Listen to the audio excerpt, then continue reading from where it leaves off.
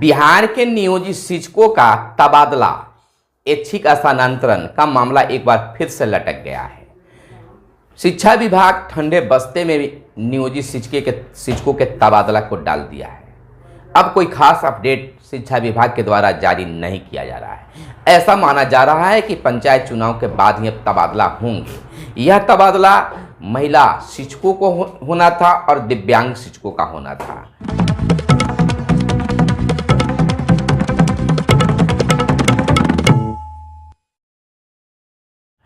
नमस्कार, आप इस समय देख रहे हैं मगध संवाद और मैं आपके साथ हूं सुनील बॉबी।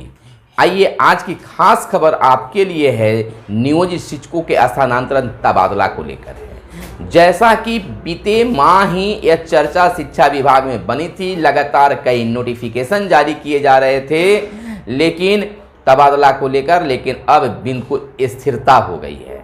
शिक्षा विभाग आखिर ऐसा क्यों करती है? लगातार किसी चीज पर काम करने के बाद अचानक सुस्त हो जाती है। स्थानांतरण की बात चली, उसके बाद वे फर्जी शिक्षकों पर भी मामला चल रहा है और फिर वो लटक जाता है और फिर शिक्षक पर ही गिर जाता है। शिक्षक बेचैन हो जाते हैं। अब देखिए, एक तरफ जहां तबादला की बात सेवा शर्त में लाया गया था, जिस पर पुरुष शिक्षकों का तबादला नहीं किए जाने की बात हुई थी, केवल महिला शिक्षकों की ही तबादला करने की बात आई थी। शिक्षकों के तरफ से भी ये आवाज़ उठने लगा था कि महिला और दिव्यांग शिक्षकों के साथ यह जनरल कर दिया जाए कि जो भी स्थानांतरण लेना चाहते हैं वो स्थानांतरण लेंगे, लेकिन ऐसा कुछ हुआ नहीं। हवा पानी बना दिया गया। शिक्षा विभाग के द्वारा कई लगातार मीडिया रिपोर्ट दिए गए, लेकिन उसके बाद फिर अभी बिल्कुल ठंडा हो गया है। यानी कह सकते हैं कि एक बार फिर बिहार के नियोजित शिक्षकों को 2021 तक अब इंतजार करना होगा। 21 के बाद 22 में ही अब तबादला संभव है, जैसा कि स्थिति बनी हुई है। इस स्थिति को देखते आप कह सकते हैं कि 2022 में ही शायद आपके तबादला हो जाए। शिक्षकों का कहना था कि हम 500 किलोमीटर, 400 किलोमीटर, 200 किलोमीटर अपने घर से दूर हैं और सरकार इस पर सोच नहीं रही है और सेवा शर्त में भी बातें लाई गई और ऐसा नोटिफिकेशन बार बार जारी किया जा रहा था शिक्षा विभाग के द्वारा। ऑनलाइन ट्रांसफर किए जाएंगे, आवेदन ऑनलाइन भरे जाएंगे, तमाम चीज़ों के लिए नियोजित शिक्षक तैयार भी हो गए थे, लेकिन फिर ठंडे बस्ते में डाल दिया गया। अब किसी प्रकार की कोई नोटिफिकेशन नहीं। चलते चलते एक और आया कि अब पंचायत चुनाव के बाद ही होगा, यानी मार्च महीने में शायद हो सकता है वह वेबसाइट पोर्टल वह लागू हो जिस पर वह आवेदन नियोजित शिक्षक दें और उसे आवेदन को लेकर फिर शिक्षा विभाग शांत हो जाएगी, पंचायत चुनाव करा लिया जाएगा, फिर सुगबुगाहट होगी और तब जाकर फिर तबादले की बात सोची जाएगी। तो कुल मिलाकर हम कह सकते हैं कि अब तबादला 2021 में नहीं होगा। 20 कोरोना ले मारा, 21 चुनाव ले मारेगा और फिर 22 की क्या स्थिति बनती है तो देखते बनेगा। यानी आपकी समस्या, नियोजित शिक्षकों की समस्या सरकार फिलहाल सुन नहीं रही है। आप समस्या में हैं, समस्या में बने रहेंगे। फिलहाल आपको इंतजार करना होगा।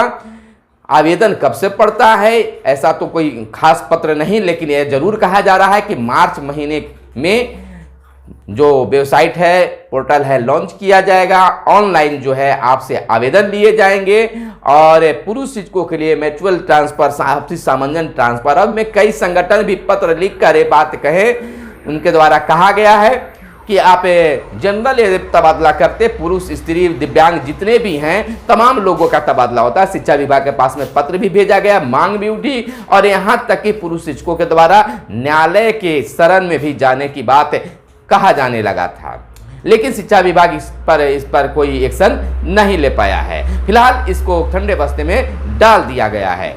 अब फिलहाल आपको 2022 का इंतजार करना होगा। वहां पर कहा जा रहा था कि अगर पुरुष शिक्षकों का तबादला अपना चाहते हैं, पुरुष शिक्षक अपना तबादला चाहते हैं तो आपसी सामंजस्य से तबादला आपको होगी। इधर इस महिला शिक्षकों की अगर बात कर लिया जाए तो यहां भी एक ऑब्जेक्शन लगा दिया गया कि आपकी ट्रांसफर होगी, लेकिन वरीयता के आधार पर। किस चीज़, यानी आपका उम्र ज़्यादा है तो आवेदन बहुत सारे गिरे हैं, तो वहां पर सबसे पहले उम्र दराज जो महिला हैं उनको पहले ट्रांसफर किया जाएगा। दिव्यांग शिक्षकों में भी इसको लागू किया गया कि सभी दिव्यांग अगर आवेदन देते हैं तो पहले ज्यादा उम्र वाले दिव्यांगों को तबादला किया जाएगा। फिर तो वही हुआ कि हम तो यह नियम निकाल दिए हैं लेकिन तबादला आपका होगा ही नहीं। अब तो ऐसा बात नहीं, तो तमाम शिक्षकों के साथ समस्या है, अपने घर से दूर होने वाली बात। तो सरकार एक बार एक जनरल अगर कर देती तो कुछ राहत मिल पाता, लेकिन उसमें भी अब न तो जनरल न महिला न दिव्यांग किसी को नहीं, बल्कि अब फिर से एक बार साल भर इंतजार कीजिए और जहां है वहीं से परिवार से दूर रहिए। आपका सुनने वाला, जानने वाला, समझने वाला कोई नहीं है।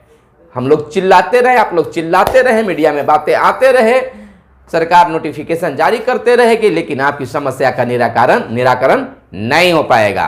तो कह सकते हैं कि एक बार फिर बिहार के नियोजित शिक्षकों का तबादला अटक गया है, रुक गया है। अब इंतजार कीजिए नए वर्ष का, जल्द नया वर्ष आए और नियोजित शिक्षकों का तबादला हो। लग रहा था कि अब बस 2-4 दिन में, 10 दिन में, महीने दिन में अब तबादला हो जाएगा, तब तबादला हो जाएगा। मैंने भी कई वीडियो बनाकर डाल दिया जैसे जैसे नोटिफिकेशन आ रहे थे, लेकिन फिर से वही बात हो गया कि आपका भी तबादला नहीं होगा। और उस पर भी देखिए, तबादला करने के लिए अगर आप आवेदन डालते हैं तो अब जिस नियोजन इकाई में आपका नियोजन हुआ है और जिस नियोजन इकाई में आप जाना चाहते हैं, दोनों जगह जांच होगी, दोनों का सामंजस्य बैठाया जाएगा, तब फिर सोचा जाएगा, समझा जाएगा, तब जाकर फिर आपका तबादला संभव हो पाएगा। ऐसी काफी स्थिति बना दी गई, काफी टेक्निकल चीज को जोड़ दिया गया। यानी कि कहने का मतलब कि बिहार सरकार, शिक्षा विभाग चाहती ही नहीं है कि नियोजित शिक्षकों का ट्रांसफर हो, तबादला हो, लेकिन शिक्षक तो समस्याओं से जूझ रहे हैं। अब देखना भी है कि लगातार एक ही विद्यालय में 10 से 12 वर्षों तक, 15 वर्षों तक शिक्षक जमे हैं। इसमें शिक्षकों की दोष नहीं है, बल्कि विभाग का दोष है। जैसे अन्य विभागों में कुछ नियम बनता है ट्रांसफर को लेकर, उसी प्रकार से ट्रांसफर का नियम यहाँ पर। अरे शिक्षक तो चाह रहे हैं कि कम से कम एक बार भी अपने घर जाने के लिए नियम बना दीजिए और हम अपने जगह पर चले जाएं, हमारी घर से दूरी कम हो जाए, हम परिवार वालों के साथ में रहें। जैसे महिला शिक्षकों के पास में भी समस्या है, ये तो इससे इनकार नहीं किया जा सकता है। बहुत से महिला शिक्षिका जो हैं अपने मैके में ही ड्यूटी कर रही हैं, और बहुत सारे ऐसे शिक्षिका हैं जो तो न तो नैहर में अपने हैं, न ससुराल में ही हैं, अन्य जगह पर हैं, तो उनके लिए और कष्टदायक है। बाल बच्चों से दूर हैं, अगर बाल बच्चे साथ हैं तो और परिवार लोग दूर हैं, तो बहुत सारी समस्या। यही समस्या पुरुष शिक्षकों के भी साथ है कि पुरुष शिक्षक का ड्यूटी कहीं और लग गया है, ड्यूटी कर रहे हैं, नियोजन उनका हुआ है और अपने परिवार से 500 किलोमीटर, 400 किलोमीटर के दूरी पर है और गिने चुने दिन जाते हैं। वेतन भी तो इतना ही है कि बस यहाँ खर्चा और वहाँ खर्चा कैसे मेंटेन कर पाते हैं, यह तो वह खुद जानते हैं। समस्या में जीवन बिता रहे, इसी उम्मीद पर कि शायद सरकार हमारे बारे में भी कुछ सोचेगी, अच्छा खासा वेतन होगा और हम घर के नज़दीक जाएंगे, हमारे बच्चों का भविष्य भी उज्जवल होगा। लेकिन फिलहाल अपने बच्चों के भविष्य के संबंध में भी शिक्षक सोच सोचकर चिंतनीय हैं। लेकिन अब देखिए, अप्रैल माह से बढ़ने वाला जो वेतन है उसमें क्या स्थिति बनती है, वह भी मिल पाता है कि कोरोना का भेंट चढ़ जाता है। दूसरी तरफ DFA भी बंद है, तमाम चीज बंद है। अब जितना मिल रहा है उस पर अब देखिए कटौती भी हो रहा है, आपका अन्य चीजों का भी हो रहा है। लेकिन अब देखिए शिक्षकों का जो समस्या है शायद 2021 में सोल्व होने वाला नहीं है। और तो और बार बार उंगलियां उठाई जा रही है कि अब नियोजित शिक्षकों की छटनी होगी। सारे शिक्षक डरे हुए, सहमे हुए हैं, डरा धमका कर सरकार रखना चाहती है कि इस तरह के अगर कानून नहीं निकालेंगे तो शिक्षक आंदोलन करते रहेंगे। अब डरा दिया गया कि सभी शिक्षकों की जांच होगी। अरे जांच कब कीजिएगा, आपको करना है कर लीजिए। आपने पोर्टल बनाने की बात की थी, पोर्टल बना लीजिए और जल्दी से शिक्षकों को शीघ्रता के साथ शिक्षकों से आवेदन ले लीजिए और फटाक से जांच कर लीजिए। शिक्षक तो तैयार है, जो फर्जी है से जाएंगे, जो फर्जी नहीं है से बचेंगे। शिक्षक कहाँ आपको कह रहे कि जांच नहीं करे, लेकिन बार बार उंगली उठाना